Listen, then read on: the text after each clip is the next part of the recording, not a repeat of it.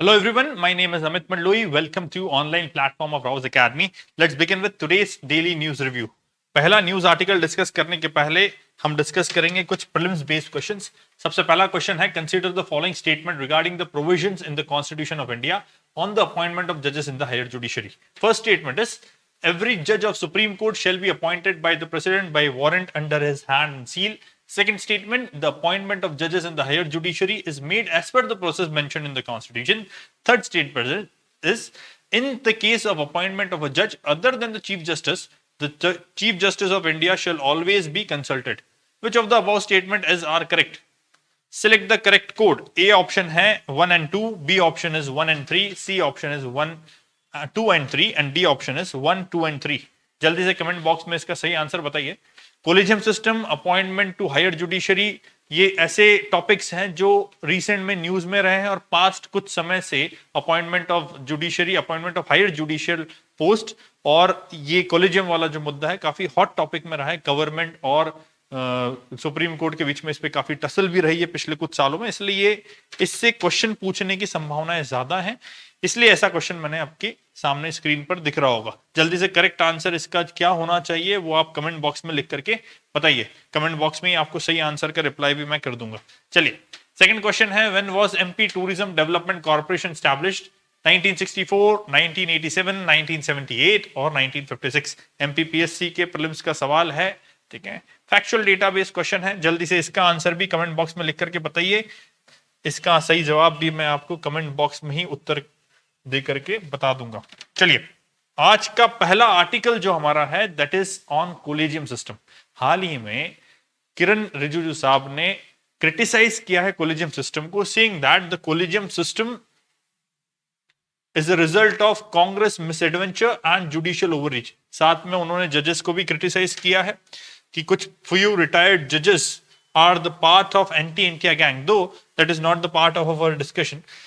ठीक पास में खबर लगी हुई है कि CJI DY Chandrachud has accepted कि हाँ, the system may not be perfect but it is the best available till date. अभी तक सबसे बेस्ट सिस्टम कोलेजियम सिस्टम है for the appointment of higher judicial post.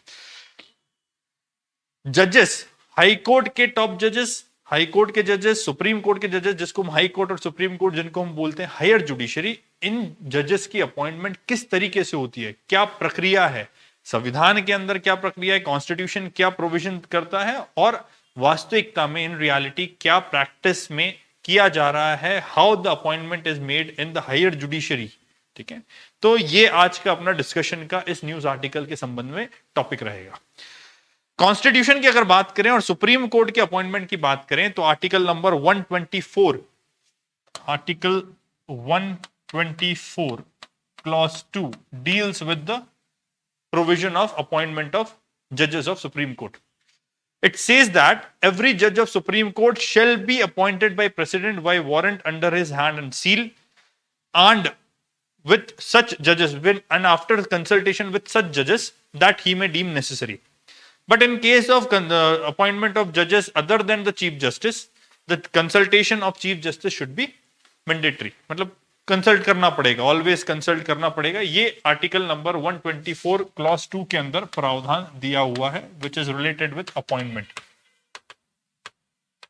अब यहां पर आपको देखने को मिल रहा होगा कि कहीं पर भी कोलिजियम शब्द का इस्तेमाल नहीं किया गया है। That means collegium system is not mentioned anywhere in the constitution of India.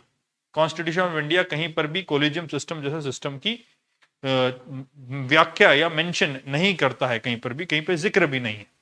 फिर ये कोलिजियम सिस्टम आया कैसे और अगर आया है तो ये है क्या सिस्टम? ठीक है, तो सबसे पहले मैं बताता हूं कोलिजियम सिस्टम है क्या। Collegium system is a system adopted by the Supreme Court for appointment to higher judiciary. Collegium is nothing but a group of chief justice of India and 4 senior most judges who recommends, the collegium recommends the name to the president or the government, और उन names के आधार पर president जो है appointment करेंगे। ठीक है, selection करेंगे उन नेम्स में से और जिनको अपॉइंटमेंट करना चाहते हैं सुप्रीम कोर्ट के जज के तौर पर उनका अपॉइंटमेंट करेंगे। तो ये सिस्टम है कि कोलेजियम जो है, collegium chief justice of India and 4 senior most जजेस, ये सब ग्रुप मिलकर कहलाता है collegium.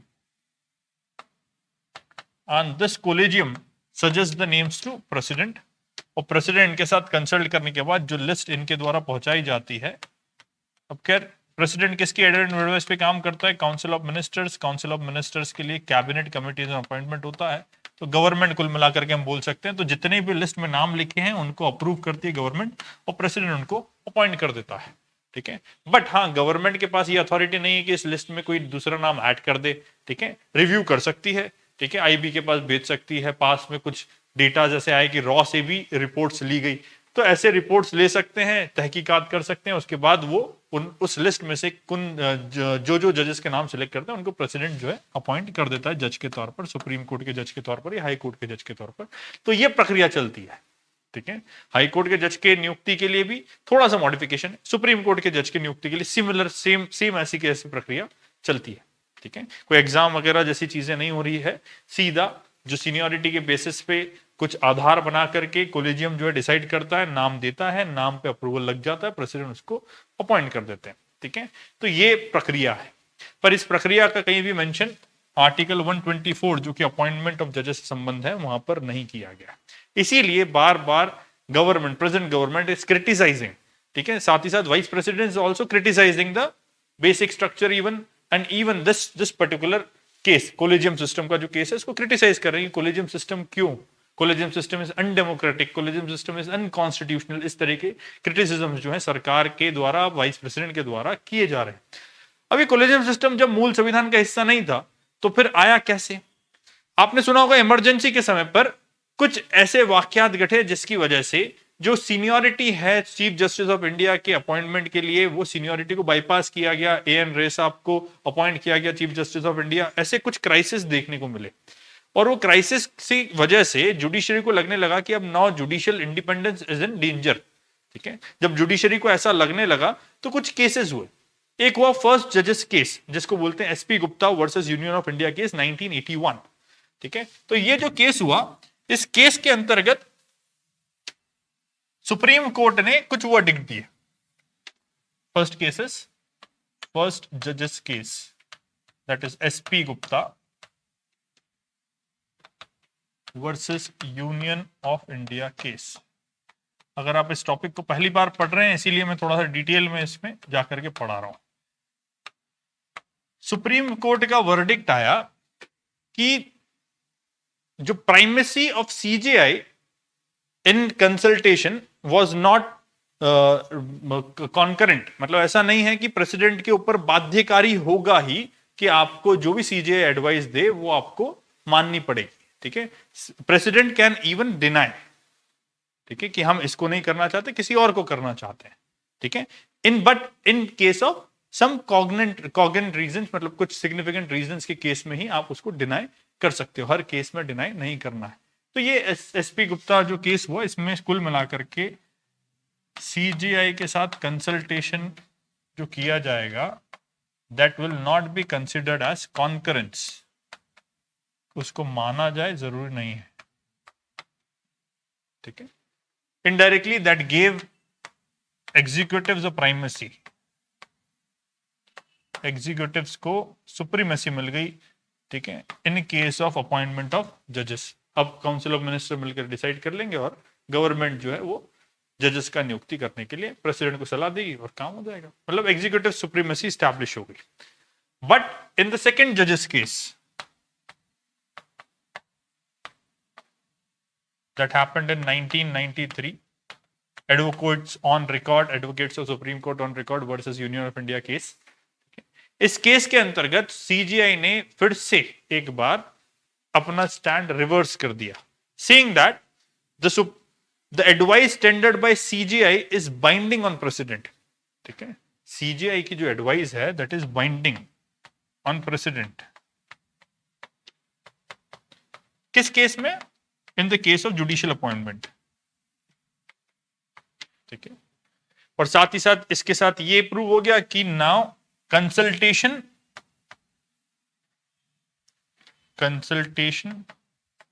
Is equal to concurrence, मतलब कि अगर आपने सीजीआई से कुछ कंसल्ट किया है तो दैट मींस आपको उसको मानना भी पड़ेगा। साथ में एक और चीज बोली कि सीजीआई अकेले एडवाइस टेंडर नहीं करेंगे, CGI will discuss with two senior most जजेस 1 and 2, टू सीनियर मोस्ट जजेस ऑफ सुप्रीम कोर्ट, उनके साथ बैठ करके सीजीआई पहले सलाह मशवरा करेंगे, फिर उसके बाद में वो एडवाइस जो है, नाम जो है वो प्रेसिडेंट को देंगे। ठीक है, ये किया गया, ये सेकंड जजेस केस कहलाया। इसमें फिर से सीजीआई की प्राइमेसी एनहांस हो गई कि हाँ सीजीआई जो है वही देंगे एडवाइस। थर्ड जजेस केस 1998, थर्ड जजेस case 1998, basically it was a presidential reference.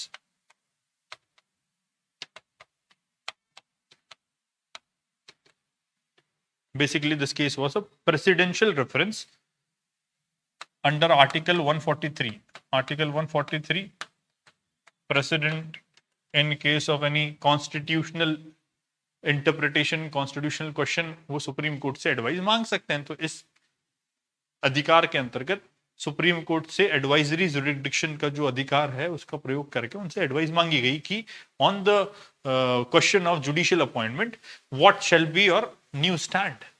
तो सुप्रीम कोर्ट ने बोला कि हमारा स्टैंड आज भी वही है, ठीक है, कि courts give the primacy of the opinion of CGI in the appointments of जजेस, जजेस के अपॉइंटमेंट के केस में सीजीआई को प्राइमेसी दी गई।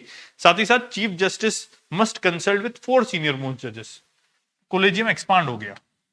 इसमें बोला गया इस केस के अंतर्गत कि now CGI will consult 4 senior most जजेस and tender the advice to president for appointment to judiciary, supreme court judge। तो इस तरह की प्रक्रिया आ गई और यही इवोल्यूशन है। पहले जजेस केस में कोई इवोल्यूशन नहीं हुआ, लेकिन सेकंड जजेस केस को ही हम मानते हैं कि this judgement of Supreme Court led to the evolution of collegium system. 1+2 का कोलिजियम सिस्टम बन गया, सीजीआई प्लस 2 जजेस। Now that collegium expanded in the third जजेस केसेस, थर्ड जजेस केस में वो एक्सपांड हो गया। इसके बाद जैसे ही नई सरकार आती है बदल करके इन 2014 एक अमेंडमेंट किया जाता है, 99th कॉन्स्टिट्यूशन अमेंडमेंट। इस 99th कॉन्स्टिट्यूशन अमेंडमेंट के माध्यम से NJAC, national judicial appointment commission introduce किया जाता है। और ये जुडिशियल अपॉइंटमेंट कमीशन क्या था? कोलेजियम की जगह पर एक नई कमीशन जो है that will appoint the higher जजेस of higher judiciary. National judicial appointment commission के चेयरपर्सन कौन होंगे? CJI ex officio chairperson, 2 senior most जजेस उसके एक्स ऑफिशियो मेंबर्स होंगे, एक union law minister ex officio member होंगे, उसके अलावा 2 मेंबर्स वो होंगे जो कि नॉमिनेट किए जाएंगे कमिटी के द्वारा। सीजेआई प्लस 2 सीनियर मोस्ट जजेस of Supreme court, law minister and 2 members appointed by committee. और ये कमिटी में कौन कौन लोग होंगे? सीजीआई होंगे प्लस पीएम होंगे प्लस लीडर ऑफ अपोजिशन होंगे। ये 3 लोग मिलकर के कमिटी बनाएंगे और एक कमिटी 2 मेंबर को रिकमेंड करेगी। कुल मिलाकर के टोटल 6 मेंबर का एक नेशनल जुडिशियल अपॉइंटमेंट कमीशन बनाया जाएगा और ये जो है ये प्रेसिडेंट को नाम रिकमेंड करेगा और प्रेसिडेंट हायर जुडिशरी के जजेस को अपॉइंट करेंगे। ये प्रक्रिया बनाने की बात की गई। लेकिन 2015 में एक केस हुआ, ठीक है, जिसको हम बोलते हैं 4th जजेस केस। और इस केस में 99th कॉन्स्टिट्यूशन अमेंडमेंट को चैलेंज किया गया। ठीक है, 99th कॉन्स्टिट्यूशन अमेंडमेंट मतलब ये एनजेएसी को चैलेंज किया गया। सुप्रीम कोर्ट ने फाइनल वर्डिक्ट दिया कि एनजेएसी इज अल्ट्रा वायरस और उसको नल एंड वॉइड घोषित कर दिया, अनकॉन्स्टिट्यूशनल है। क्यों अनकॉन्स्टिट्यूशनल है? Because it is taking away the independence of judiciary, taking away the powers of its own appointment. ठीक है, खुद के अपॉइंटमेंट करने की शक्तियां जो जुडिशरी से छीन रहा है और ये इक्वालिटी के प्रिंसिपल, सेपरेशन ऑफ पावर्स की प्रिंसिपल्स पर खरा नहीं उतरता, इसलिए खत्म कर दिया जाए। ठीक है, अल्ट्रा वायरस घोषित करके इसको नल एंड वॉइड घोषित कर दिया। अब आपका क्या विचार है इस पे? ठीक है, क्या कोलेजियम सिस्टम होना चाहिए या फिर एनजेएसी होना चाहिए या फिर कुछ और नई प्रक्रिया होना चाहिए? देखिए, जरूरत पड़ी थी कोलिजियम की, इसलिए कोलिजियम इवॉल्व करना पड़ा, क्योंकि independence of judiciary was in danger. ठीक है, अब कोलिजियम आ गया, लेकिन कोलिजियम के लिए भी बहुत सारे क्रिटिसिज्म्स हैं कि कोलिजियम बड़ा ओपेक सिस्टम है, that is not transparent, collegium undemocratic है, कॉन्स्टिट्यूशन में कहीं कोलिजियम का मेंशन नहीं है, मतलब अनकॉन्स्टिट्यूशनल बोला जाता है, नॉन कॉन्स्टिट्यूशनल डिवाइस बोल लो, एक्स्ट्रा कॉन्स्टिट्यूशनल डिवाइस है। ठीक है, इवन ये भी आरोप लगाए जाते हैं कि it is a tool of higher caste people to protect that institution, to capture the institution of judiciary, क्योंकि ऑलरेडी 1970s 1980s के बाद से जैसे जैसे रीजनल पार्टीज की ग्रोथ हुई, कास्ट बेस्ड पार्टीज बनने लगी, तो the participation of SC ST in parliament as well as in after the reservation given by the Mandal Commission, तो in the services, ठीक है, कोई सी भी सर्विस ले लीजिए आप, एडमिनिस्ट्रेटिव सर्विस ले लीजिए, पुलिस सर्विस ले लीजिए, तो हर सर्विसेज में इनका पार्टिसिपेशन बढ़ने लगा, तो executives were taken over, parliament legislative was taken over, तो एक ही इंस्टीट्यूशन बच रहा था। ये भी एक थ्योरी चलती है, एक इंस्टीट्यूशन बच रहा था जिसको उनको कैप्चर करके रखना था, इसलिए कोलेजियम जैसा सिस्टम बना के उसको कैप्चर कर लिया। और ये भी आरोप लगाए जाते हैं कि सुप्रीम कोर्ट के जो 33 जजेस हैं प्लस 1 CJI, तो इसमें कहीं पर भी मतलब जो रिजर्वेशन जो है वो तो है नहीं, पहली चीज, और सेकंड यहाँ पर माइनॉरिटीज को, SCs को, ST को, वुमेन्स को इतना ज्यादा अलोकेशन या इतना ज्यादा रिप्रेजेंटेशन जुडिशरी में इन पोस्ट पर नहीं मिल पाता। ठीक है, ये सब आरोप और एलिगेशन लगते हैं, अलग अलग थ्योरीज चलती हैं क्रिटिसिज्म करने की। ठीक है, बट साथ ही साथ जुडिशरी इसको ये भी बोलती है कि अगर आपके पास कोई अच्छा सिस्टम है तो बिल्कुल लेके आइए, welcome, but the condition only is कि हमारी इंडिपेंडेंस बरकरार रहे। ठीक है, NJC को अल्ट्रा वायरस और जो हम बोलते हैं कि अनकॉन्स्टिट्यूशनल इसलिए घोषित किया कि उनका कहना था कि ये जो 3 मेंबर्स हैं, ये 3 मेंबर्स में हमको भरोसा नहीं है, ये तो वीटो हो जाएगा। ठीक है, ये इंटरनल सिक्योरिटी का बोल के, नेशनल सिक्योरिटी का बहाना देकर के हमारे द्वारा दिए गए नाम को वीटो कर देंगे, फिर टसल में फंस जाएगा मामला और हमारे अपॉइंटमेंट इनकी वजह से होंगे। तो ये थोड़ा सा कॉम्प्लेक्स सिनेरियो वहां पर डेवलप हो गया, इसके कारण क्रिटिसिज्म आया। तो व्हाट कैन बी डन, इसको सोचने के लिए, इसको विचारने के लिए एक मेमोरेंडम ऑफ प्रोसीजर साइन किया गया गवर्नमेंट के द्वारा और जुडिशरी के द्वारा to work on a new process. ठीक है, कुछ प्रोसेस बना करके सुप्रीम कोर्ट के पास भेजा भी, लेकिन अभी तक जवाब नहीं आया, but the battle of words goes on, battle of words between the judiciary and the law ministry and even the highest offices of the government। ठीक है, वाइस प्रेसिडेंट, ये सब लोग भी क्रिटिसाइज बार बार कोलिजियम को करते आ रहे हैं, और अभी तो रीसेंट डेज में काफी ज्यादा अटैक जो है उसकी संख्या बढ़ गई है, तीव्र अटैक हो रहे हैं। ठीक है, अब इसको किसी भी तरह से देख सकते हैं, राजनीतिक रूप से देखा जाए तो लोग बोलते हैं कि they are trying to capture the only institution which is independent, खासकर अपोजिशन ऐसा आरोप लगाती है। ठीक है, और गवर्नमेंट कहना चाहती है कि इस पर्टिकुलर सिस्टम में जो ट्रांसपेरेंसी की कमी है, डेमोक्रेसी की कमी है, इसको दूर करने का प्रयास हम नए प्रोसीजर को लाने के माध्यम से करना चाह रहे हैं। ठीक है, तो अलग अलग पक्ष हैं, आप किस पक्ष के साथ में हैं वो आपको बताना चाहिए, कमेंट बॉक्स में लिख करके बताइए कि आपके व्यूज कोलेजियम सिस्टम के बारे में क्या है। चलिए नेक्स्ट आर्टिकल देखते हैं। Same-sex marriage. Same-sex marriage has already been discussed once in our previous current affairs classes. फिर से आज इसको मुद्दे को थोड़ा डिटेल में फिर से डिस्कस करेंगे कुछ नए एंगल्स के साथ। देखिए, सेम सेक्स मैरिज का मतलब है marriage of gauge, marriage of lesbians. ठीक है, बेसिकली 2018 में जब हमने सेक्शन 377 ऑफ IPC को सुप्रीम कोर्ट ने डीक्रिमिनलाइज किया, इसके बाद ये माना जा रहा था LGBTQ कम्युनिटी के द्वारा कि this will open up their chances of same sex marriage. ठीक है, लीगलाइज करने के जो गेट्स हैं वो ओपन हो जाएंगे इस डिसीजन के बाद में, लेकिन ऐसा हुआ नहीं। The government is still standing on their statement, on their platform कि the section 377 और जो सुप्रीम कोर्ट का recent verdict है 2018 का, that decriminalizes but do not legitimize the action। decriminalize करना और legitimize करने में उनका में अंतर है, ऐसा गवर्नमेंट का कहना है। डिक्रिमिनलाइज मतलब सजा नहीं दी जाएगी, लेकिन उसको जायज संबंध के तौर पर अभी तक सुप्रीम कोर्ट ने ऐसा कहा नहीं है। ठीक है, क्योंकि जायज होगा, ठीक है, लेजिटिमेट होगा। ठीक है, तो ये चीजें गवर्नमेंट का स्टैंड है। ठीक है, दो उनको एक अचीवमेंट के तौर पर बोल लीजिए या राइट्स के तौर पर बोल लीजिए 2018 के जजमेंट के बाद में मिला। ठीक है, अब जो सेम सेक्स मैरिज का मुद्दा है ये इसलिए पिक्चर में आ रहा है। अब देखिए, रहना साथ में, नेचुरल इंक्लिनेशन जिस सेक्स के प्रति है, जिस जेंडर के प्रति है, दैट इज एक्सेप्टेड, कोई इशू इसमें नहीं है, सरकार को भी नहीं हुआ, सुप्रीम कोर्ट ने भी राइट्स दे दिए, आर्टिकल 21 का सहारा लेकर के दे दिए। ठीक है, but now what is the need for marriage? ठीक है, यहां ये समझना है हमको सबसे पहले कि जरूरत क्यों आ रही है कि सेम सेक्स मैरिज के लिए बार बार जो है पिटिशंस आ रही हैं, और सारी पिटिशन जो है अभी सुप्रीम कोर्ट ने अपने पास बुला ली है हियरिंग के लिए। मैरिज क्यों कंपलसरी है या क्यों जरूरी है? ठीक है, देखते हैं। डिक्रिमिनलाइज कर दिया, लेजिटिमेट नहीं किया। लेजिटिमेसी लेकर के आने के लिए किसी भी यूनियन में वैधता होने के साथ साथ लेजिटिमेसी लाने के लिए, सोशल लेजिटिमेसी लाने के लिए उनको कानून का सहारा चाहिए और एक इंस्टीट्यूशन में बंधना पड़ेगा, दैट इज मैरिज। और अगर लीगल डेफिनेशंस की बात करें और लीगली अगर हम इस मुद्दे को सोचें तो देयर आर वेरियस बेनिफिट्स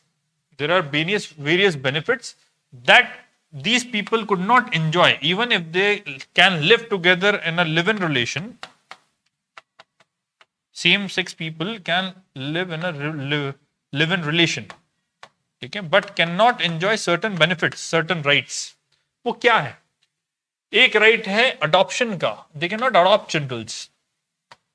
ये हम वाई का क्वेश्चन आंसर दे रहे हैं कि क्यों जरूरी है मैरिज इन लोगों के लिए, क्यों एलजीबीटीक्यू कम्युनिटी मैरिज के लिए, मैरिज राइट्स के लिए पिटिशन लगा रही है। पहला है अडॉप्शन के राइट्स नहीं मिलते। सेकंड, आपने सरोगेसी सुना होगा, सरोगेसी के लिए अधिकार नहीं मिलते, they can not reap the benefits of a new technology. ठीक है, सरोगेसी, ठीक है, सरोगेसी के बेनिफिट नहीं मिलते।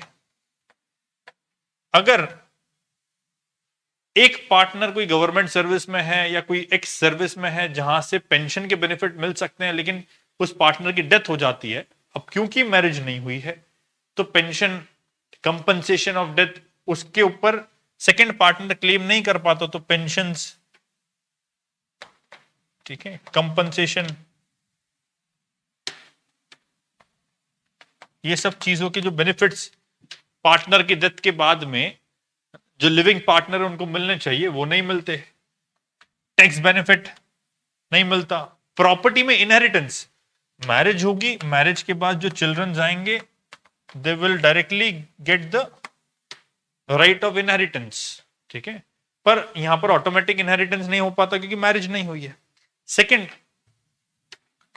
वाइफ को इनहेरिटेंस नहीं मिल पाता या हस्बैंड को नहीं मिल पाता वाइफ की संपत्ति पर अधिकार, एक की मृत्यु के बाद ऑटोमेटिक इनहेरिटेंस जो है वो नहीं मिल पाता। ठीक है, उसके लिए हमको रजिस्ट्रेशन करना पड़ता है, रजिस्ट्री करानी पड़ती है रेवेन्यू डिपार्टमेंट में जाकर के, तो इनहेरिटेंस का एक मुद्दा है। तो ऐसे बहुत सारे मुद्दे हैं जिसकी वजह से, ठीक है, लीगल कॉम्प्लिकेशन जिसकी वजह से एलजीबीटीक्यू कम्युनिटी अपने इन अधिकारों को एंजॉय करने के लिए जो उनको साथ में रहने की वजह से मिलने चाहिए, कपल होने की वजह से मिलना चाहिए, नहीं मिल पा रहे हैं, इसलिए वो मैरिज के लिए बोल रहे हैं कि मैरिज हमारे लिए लीगल की जाए। ठीक है, अब कैसे की जा सकती है, तो उन्होंने अपनी पिटीशन में तरीका भी बताया कि कैसे की जा सकती है। ये कहा गया कि हमारे यहाँ एक एक्ट है जिसको हम बोलते हैं special marriages act, special marriages act 1954। ये एक्ट जो है this provides for marriages, civil marriages between couples of intercaste couples, interfaith couples. ठीक है, दो अलग अलग रिलीजन से आने वाले कपल्स जो अपने पर्सनल लॉज, रिलीजन के पर्सनल लॉज के अंतर्गत मैरिज नहीं कर सकते, उनके लिए special marriages act, special marriages act के अंतर्गत प्रावधान किया गया। ऐसे में स्पेशल मैरिजेस एक्ट 1954 के अंदर वो सिविल मैरिज का करके जो मैरिज को है रजिस्ट्रेशन करा सकते हैं और मैरिज की वजह से जितने बेनिफिट्स वो मिल सकते हैं, जो राइट्स उनको मिलने चाहिए वो मिल जाते हैं। ठीक है, अब उनका कहना है कि इस स्पेशल मैरिज एक्ट को जेंडर न्यूट्रल कर दिया जाए, और यहीं आकर के टसल है। Till date the social fabric, the cultural fabric of the country, the legal fabric of the country considers marriage as an institution where one person should be male and other person should be female. मतलब ये law के अंदर, culture के अंदर, social fabric के अंदर ऐसा government ने फाइल किया, ठीक है, कि ये ऑलरेडी डिसाइडेड है कि मैरिज एक ऐसा इंस्टीट्यूशन है जहां which talks about the union of two in which one should be male and one should be female compulsorily, ठीक है, इसके अलावा चारा नहीं है। तो इनका कहना है कि इसको जेंडर न्यूट्रल करके ये कर दो, it is a union of two people irrespective of gender, whether they are both males, they are both females, they are both trans, कुछ भी जेंडर उनका हो, थर्ड जेंडर हो या कुछ भी जेंडर हो, तो they should be considered married couple. सिर्फ मेल और फीमेल सिर्फ नहीं हो, जेंडर न्यूट्रल कर दिया जाए ऐसे लॉ को, ये बात की जा रही है। अब हम इसमें समझते हैं कि क्या पोजीशन है हाल फिलहाल में। सुप्रीम कोर्ट ने पास्ट में आर्टिकल नंबर 21 को इंटरप्रेट करते हुए, उसका एम्बिट बढ़ाते हुए, ठीक है, उसके ऊपर रिलाई करते हुए पास्ट में इंटरफेथ मैरिजेस, इंटरकास्ट मैरिजेस, इन सब के फेवर में जजमेंट दिया। और पास्ट में 2018 में they have also given the judgment of decriminalizing section 377 of IPC, इसको डीक्रिमिनलाइज करने का काम भी उन्होंने कर दिया है।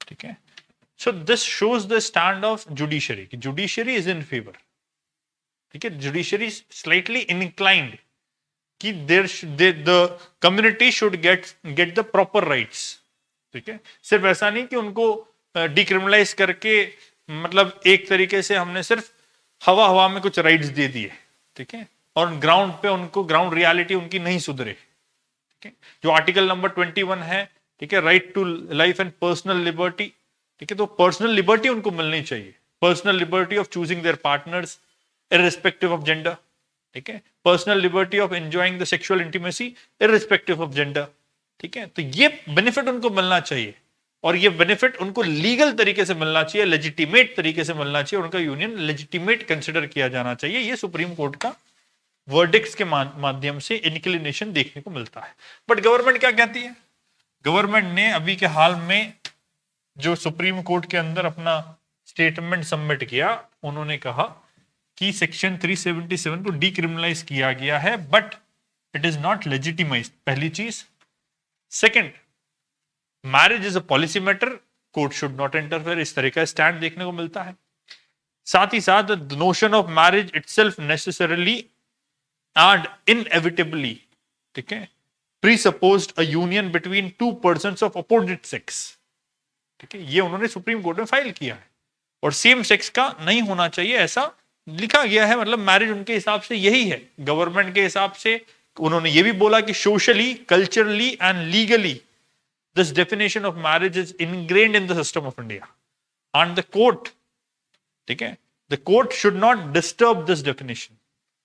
If they disturb there would be a situation of havoc, ठीक है, एक हैवॉक सिचुएशन हो जाएगा और पर्सनल लॉस के बीच में मैरिज जो है और सोसाइटल वैल्यूज जो हैं, इनके बीच में जो वैल्यू का कॉन्फ्लिक्ट होगा वो अराइज होगा, जो कि कोर्ट को नहीं करना चाहिए, ऐसा इन्होंने बोला है।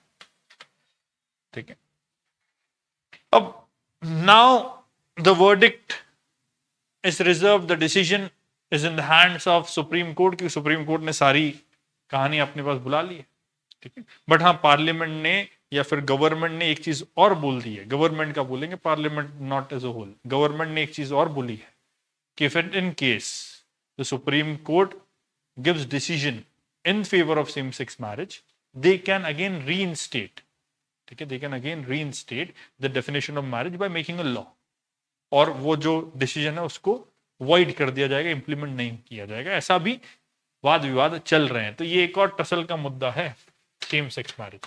अब इसमें क्या होता है, that we have to wait, ठीक है, वेट टिल व्हेन, जब नेक्स्ट डेवलपमेंट होते हैं, सुप्रीम कोर्ट कुछ जजमेंट देता है और या फिर गवर्नमेंट उस फेवर में कुछ काम करती है। चलिए, वर्ल्ड के बहुत सारी कंट्रीज में, नीदरलैंड, यूएसए, कनाडा, यहां पर सेम सेक्स मैरिज लीगल भी है। मतलब ऐसा नहीं है कि सिर्फ इंडिया एक पहला कंट्री होगा जहां पे सेम सेक्स मैरिज लीगल की जाएगी। वर्ल्ड में काफी सारी ऐसी कंट्रीज हैं जहां पर या तो कोर्ट ऑर्डर्स के फॉर्म में या फिर लेजिस्लेशन के फॉर्म में already it has been legalised. लगभग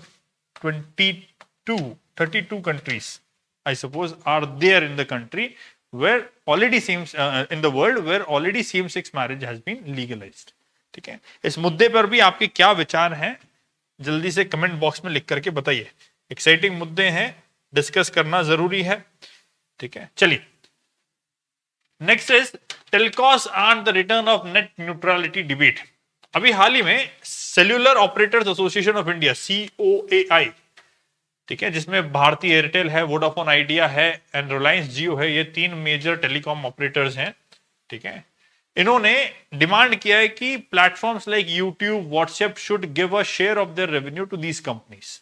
ठीक है, because these players are internet service provider and YouTube, WhatsApp, all these players are content providers. तो इंटरनेट की वजह से ये कंटेंट लोग एक्सेस कर पा रहे हैं, पर कमा ये लोग रहे हैं, ये लोग नहीं कमा पा रहे हैं, सिर्फ इंटरनेट का चार्ज ले पा रहे हैं, ऐसा इनका कहना है। तो part of their revenue should be given to them.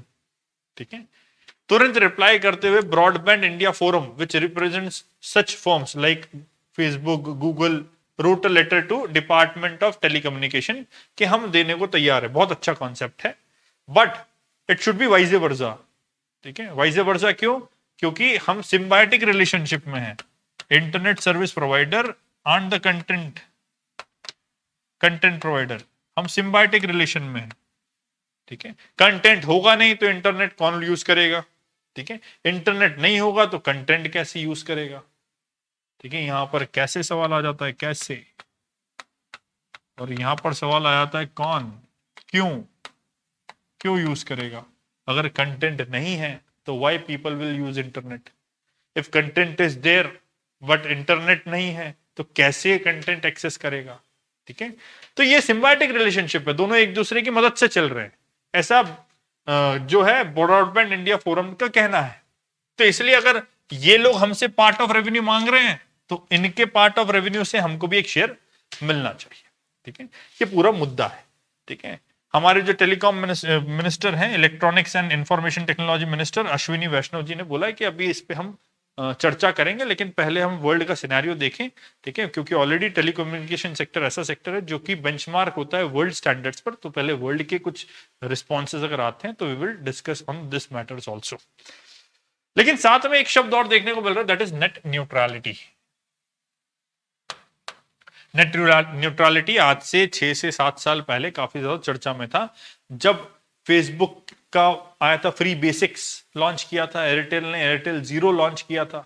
ठीक है, तो जब काफी चर्चा में था और ट्राई ने 2016 में नेट न्यूट्रलिटी के फेवर में आकर के इन दोनों चीजों को, फेसबुक का फ्री बेसिक्स और एयरटेल का जीरो, इनको बैन किया। तो ये है क्या net neutrality? Net neutrality is a concept that all traffic on internet network has to be treated equally. जितना भी डेटा है, जितना भी कंटेंट है इंटरनेट पर, that should be treated equally. कोई भी कंपनी किसी पर्टिकुलर चीज को टारगेट करने के लिए, सेल करने के लिए, ठीक है, स्पेशल बेनिफिट नहीं देगी।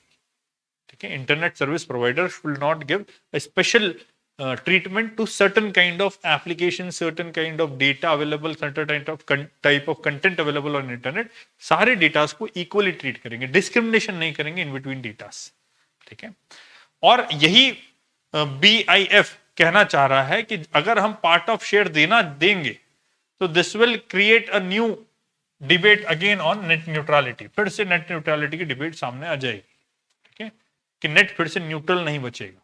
ठीक है, मोनोपोलिस्टिक मार्केट हो जाएगा, जो रेवेन्यू दे पाएगा उनको ये लोग प्रमोट करेंगे और काम ऐसा हो। लेकिन फिर भी COAI बोल रहा है कि इसका नेट न्यूट्रलिटी से कोई लेना देना नहीं, हमको लॉसेस होते हैं, उसको रिकवर करने के लिए हमको शेयर चाहिए, इंटरनेट सर्विस प्रोवाइडर्स को शेयर चाहिए कंटेंट से, कंटेंट वाले जो लोग हैं उनसे। ठीक है, यूट्यूब हो गया, मेटा हो गया, इनसे। ठीक है, जिनको एक्सेस करने के लिए हमारे इंटरनेट सर्विस प्रोवाइडर्स का सर्विस यूज कर रहे हैं। अब बेसिकली आपका स्टैंड इसमें क्या है?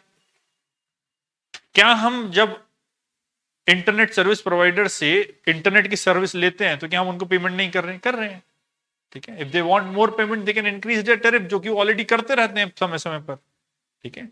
यूट्यूब है, दूसरे कोई कंटेंट टीम है, क्या उनके पेड सब्सक्रिप्शन नहीं? उनके भी हैं।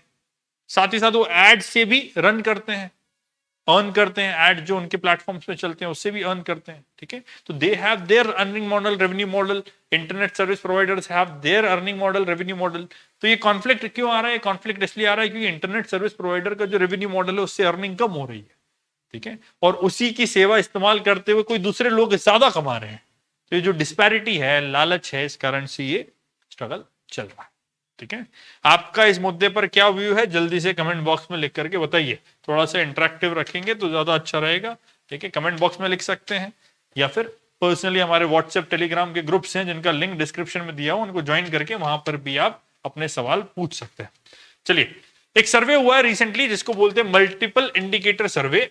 एनएसएस के 78 राउंड की रिपोर्ट में मल्टीपल इंडिकेटर सर्वे की रिपोर्ट आई है, जिसने 2020 और 21 के बीच में सर्वे किया, ठीक है। उसके कुछ एक्सर्प्ट्स, मतलब कुछ डेटा के कुछ छोटे छोटे अंश मैं आपके सामने साझा कर रहा हूं, ठीक है। देखिए, पहला सबसे जो डेटा जो मुझे काम का लगा, that was percentage of persons willing to move in search of employment in India. ऐसे कितने लोग हैं, कितने प्रतिशत लोग हैं भारत में जो एम्प्लॉयमेंट की सर्च में अपने नेटिव ड्वेलिंग से बाहर जा करके रहना पसंद कर सकते हैं या जा सकते हैं, एग्री करते हैं। उतने हैं 13.7% लोग, ठीक है। सबसे ज्यादा लोग उत्तराखंड, छत्तीसगढ़, बिहार ऐसे प्रदेशों में हैं जहां से ज्यादा लोग बाहर की ओर माइग्रेट करके, जॉब के लिए माइग्रेट करके रहना चाहते हैं या चाह सकते हैं फ्यूचर में, अगर उनको जॉब उनके नेटिव प्लेस पर नहीं मिलता। मतलब एम्प्लॉयमेंट के कारण माइग्रेट करने के लिए कितने लोग तैयार हैं? तो 13.7% लोग तैयार हैं।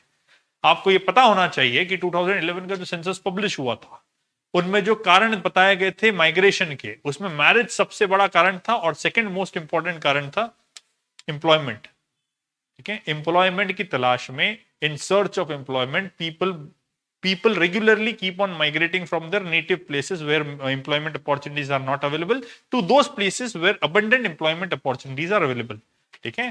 तो एक तो ये डेटा काम का है। इसके बाद सेकंड चलते हैं। खैर, इसको माइग्रेशन को रोकने के लिए काफी ज्यादा प्रोग्राम भी चलाए गए हैं, जैसे कि अर्बन मिशन पूरा मॉडल, ठीक है, मनरेगा, ताकि गांव के लोगों को गांव में रोजगार मिल जाए, माइग्रेशन कम हो, ठीक है। अर्बन एम्यूनिटीज रूरल एरियाज में मिल जाए ताकि माइग्रेशन कम हो, एम्प्लॉयमेंट जनरेशन गांव की गांव में हो जाए, ठीक है, स्वरोजगार अभियान के अंतर्गत, ठीक है, रूरल एम्प्लॉयमेंट स्कीम्स के अंतर्गत, ताकि गांव के लोग शहर में ना आए या ऐसी जगह के लोग शहर में ना आए या दूसरी जगह माइग्रेट ना करें, तो जिससे पॉपुलेशन या डेमोग्राफिक इंबैलेंस जैसा सिचुएशन राइज ना हो, ठीक है। तो ऐसे बहुत सारे स्टेप्स सरकार ले रही है, ठीक है। माइग्रेशन हमारे पेपर नंबर 3 का इंपॉर्टेंट टॉपिक भी है, ठीक है। चलिए, नेक्स्ट जो डेटा इंपॉर्टेंट लगा, that was percentage of households with principal source of drinking water outside premises, मतलब घर के बाहर जाकर के पानी लेकर के आना पड़ता है, ड्रिंकिंग वाटर। ऐसे परसेंटेज ऑफ हाउस होल्ड कितने हैं? 33.7%, ठीक है। आज भी सबसे ज्यादा कहां पर है? उड़ीसा, झारखंड, आंध्र प्रदेश, छत्तीसगढ़। ये ऐसे प्रदेश हैं जहां पर ज्यादातर पॉपुलेशन पीने के पानी के लिए बाहर की ओर निकल करके जाना पड़ता है, ड्रिंकिंग वाटर के लिए किलोमीटर लंबा जाना, जा करके पानी लेकर के आना पड़ता है, ठीक है। मतलब they do not have access to water inside their own house, अपने खुद के घर के अंदर या अपने खुद के यार्ड के अंदर, प्लॉट के अंदर उनके पास पानी की सुविधा नहीं है। प्लॉट के बाहर, घर के बाहर जाकर के पानी अवेलेबल कराना पड़ता है। ऑलरेडी गवर्नमेंट जल जीवन मिशन चला रही है, नल जल योजना चला रही है, ठीक है। ऐसी बहुत सारी योजनाएं गवर्नमेंट चला रही है, लेकिन फिर भी अभी भी 33.7% लोग वंचित हैं इस सुविधा से, इस योजना का लाभ लेने के, ठीक है। So these data help you when you criticise, ठीक है, क्रिटिकली एनालाइज, ठीक है, critically analyse certain schemes, certain developmental schemes या फिर सिचुएशन इन द कंट्री, ठीक है। तो जब एनालाइज करते हो किसी चीज को, उस समय पर ये डेटा आपके काम का होता है। चलिए, नेक्स्ट डेटा देखते हैं इसी रिपोर्ट का। Percentage of persons reported to have access to piped water in dwelling और यार्ड। इतने कितने प्रतिशत लोगों के पास में घर के अंदर पाइप्ड सप्लाई है, ठीक है, पाइप्ड वाटर सप्लाई। अगेन 35.5% लोगों के पास है, ठीक है। सबसे कम कहां पर है? असम में है, झारखंड में है, ठीक है, छत्तीसगढ़ में है, यूपी में है। यहां सबसे कम परसेंट मतलब लोगों के पास में घर के अंदर पाइप्ड वाटर की सुविधा है, ठीक है। वापस वही, ठीक है, कि इतने परसेंट लोग अभी भी वंचित हैं। Round about 64.5% people in India are still, households are in India are still not getting piped water supply, ठीक है, ड्रिंकिंग वाटर का। वापस नल जल योजना, जल जीवन मिशन, ये कहां है? नेक्स्ट है percentage of households which use firewoods, chips, crop residue to cook. हमने एक उज्ज्वला योजना लॉन्च करी थी, अगर आपको ध्यान है तो। Ujjwala Yojana with the aim to clean cooking fuel, clean and green cooking fuel. SDG goal भी है क्लीन कुकिंग फ्यूल अचीव करने का, ठीक है, ताकि प्रदूषण कम से कम हो। लेकिन ये आंकड़े बताते हैं कि आज भी 33.8% population is dependent on firewood, chips, crop residues for cooking, ठीक है। गवर्नमेंट के आंकड़े हैं, गवर्नमेंट की रिपोर्ट है, एनएसएस की रिपोर्ट है, ठीक है। ये भी कहा जा सकता है कि 2020-21 was a period of Covid, जिसके कारण से लोगों को आर्थिक तंगी का सामना करना पड़ा और फ्यूल अचीव नहीं कर पाए, ठीक है। फ्यूल मतलब एक तरीके से फ्यूल उनको मिल नहीं पाया, एक्सेस नहीं कर पाए, अफोर्ड नहीं कर पाए, ठीक है। इस कारण से भी ये डेटा हो सकते हैं, लेकिन but data is still disturbing कि 33.8% people are still using not clean, मतलब नॉन ग्रीन यूजेस, मतलब non green fuels for cooking, ठीक है। ऐसे फ्यूल जो पोल्यूशन पैदा करते हैं, एमिशन देते हैं, बहुत सारा धुआं लेकर के आते हैं, ठीक है। अब जो जो टैगलाइन हम चलाते हैं उज्ज्वला योजना के साथ, महिलाओं को मिला सम्मान, ठीक है, डिग्निटी टू वुमेन, ये कॉन्सेप्ट सब यहां पर लगते हैं। अब कहां है 33.8% हाउस होल्ड? और वो भी वो हाउस होल्ड होंगे जहां पर वुमेन्स को ही ये सब काम करना है कुकिंग का, तो वहां पर महिलाओं का सम्मान कहां है अब, ठीक है। तो ये सब चीजें जो है, जब हमको योजनाओं को क्रिटिकली इवैल्यूएट करना पड़ता है गवर्नमेंट की, तब जगह यहाँ पे ये डेटा काम आते हैं। उज्ज्वला योजना, ठीक है, गैस सिलेंडर जो देने की बात की गई थी, LPG gas cylinder distribution scheme थी, ठीक है, तो सरकार के फ्लैगशिप स्कीम्स में से रही है, फिर भी ये आंकड़े आ रहे हैं, ठीक है। तो एक डेटा है, ऐसे बहुत सारे अलग अलग डेटा आपके पास हो सकते हैं जिसके माध्यम से आप सरकार की इन स्कीम्स को क्रिटिसाइज कर सकते हैं। चलिए नेक्स्ट देखते हैं, है? ध्यान से क्रिटिसाइज करिएगा, जो भी क्रिटिसाइज कर रहा है अभी वो एंटी इंडियन हो रहा है, ठीक है। तो एंटी इंडियन बनना है तो क्रिटिसाइज करिएगा, नहीं तो सिर्फ डेटा पे फोकस करो, एग्जाम में लिख करके आओ, पब्लिक प्लेटफॉर्म में कुछ नहीं करना। चलिए, ये जो डेटा आया है, ये रिपोर्ट आई है, that is on India's democratic values have eroded significantly, V Dem, varieties of democracy institute at Sweden university ने ये रिपोर्ट पब्लिश करी है। इसके अंतर्गत 4 ग्राफ्स बताए गए हैं।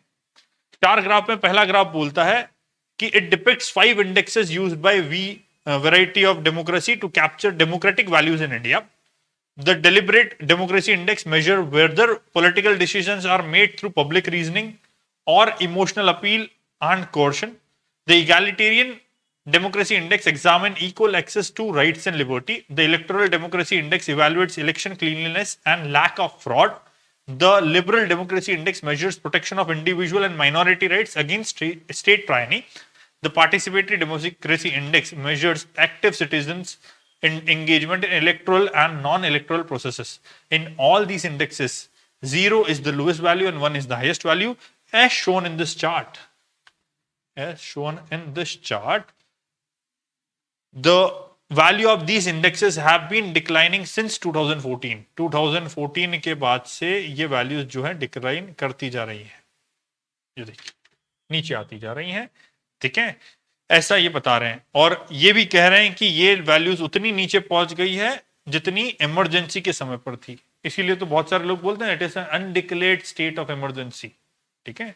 India is in a state of undeclared emergency, ठीक है। चलिए next, chart 2 depicts 4 indexes which measures the change in digital society variables over time in 2022, ठीक है। इस रेशियो के अनुसार भी all the lines have declined steeply post 2014. Post 2014 से ये लाइंस धीरे धीरे डिक्लाइन होती जा रही हैं. The chart depicts 4 indexes with measures change in digital society variables over time. ठीक है. Internet shutdown in practice. ठीक है. Arrest for political content. Government internet filtering in practice. ठीक है. Dissemination of false information internally by government. ठीक है. तो ये 4 अलग अलग चीजें बताई है इन्होंने कि गवर्नमेंट इंटरनेट शटडाउन प्रैक्टिस की लाइन बताई है, एक लाइन बताई है arrest for political content publish करने की वजह से अरेस्ट. गवर्नमेंट का इंटरनेट फिल्टरिंग प्रोसेस, मतलब कि कितने कंटेंट को जाने देना है, बाकी रोक देना है, शट करा देना है. अभी यूट्यूब के ऊपर सवाल उठाया जा रहा है कि यूट्यूब जो है राहुल गांधी का वीडियो को सप्रेस कर रहा है बार बार. ठीक है. तो ऐसी चीजें. और साथ में dissemination of false information, government खुद ही फॉल्स इंफॉर्मेशन इंटरनली दे. तो ये सारे इंडेक्सेस में भी बताया जा रहा है कि 2014 के बाद में डिक्लाइन देखने को मिला है. ठीक है. The media bias index in India stood at 2.3 in 2022 on a scale of 0 to 4. 0 से 4 के इसमें 2.3 पर है मीडिया बायस. ठीक है. इन 2022. ठीक है. जर्नलिस्ट के हरासमेंट के केस में 1.5. ठीक है. तो ऐसे बहुत सारे इंडेक्सेस में बताए जिसका ओवरऑल क्रक्स निकल के आता है कि प्रेस का freedom has eroded in recent years. This is the chart. Press freedom has eroded. Government के सेंसरशिप एफर्ट, मीडिया का बायस, हैरेसमेंट ऑफ जर्नलिज्म या journalist, critical print and broadcast media. तो ऐसे सब का डिक्लाइन बताया जा रहा है 2014 के बाद से. ठीक है. Steep down. इसके बाद लास्ट वाला चार्ट है. It plots liberal democracy index in 2014 and 22 on a scattered chart. The red dots corresponds to nation whose values eroded. The blue dots are those countries which recorded increase in democratic values, and the rest remained more or less same. India is amongst the country which recorded significant erosion in the period, along with Greece, Brazil, Philippines, India. ठीक है. India यहां पर है जिसने significant decrease हुआ है. सिशल्स, south Korea, ये ऐसी कंट्रीज है, गाम्बिया, ऐसी कंट्रीज है जहां पर डेमोक्रेटिक वैल्यूज बढ़ी है. बाकी Afghanistan, Hong Kong, Tunisia, Brazil, Poland, ये ऐसी कंट्रीज है जहां पर डेमोक्रेसी की वैल्यू, डेमोक्रेटिक वैल्यूज जो है वो इरोड हुई है. ठीक है. तो वीडैम एक प्राइवेट संस्था है, कोई गवर्नमेंट ऑर्गेनाइजेशन नहीं, प्राइवेट इंस्टीट्यूट है जिन्होंने अपना एक प्राइवेट सर्वे किया जिसने इंडिया में ये बताया कि डेमोक्रेटिक वैल्यूज धीरे धीरे खत्म होती जा रही हैं. ठीक है. 2, ये डिबेट का मुद्दा है. ठीक है. गवर्नमेंट tells कि there are certain toolkits working against the country to criticize the country's image ताकि वो एक global power ना बन पाए. तो the country as a whole या government as a whole treats these types of reports as an anti-Indian campaign or anti-India toolkit.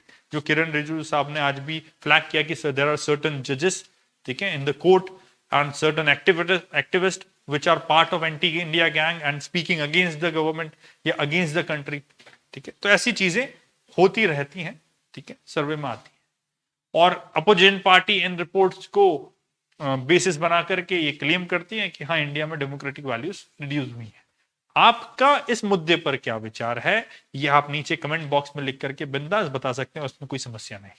ठीक है. ओपिनियन जाहिर करने में कोई समस्या नहीं होनी चाहिए.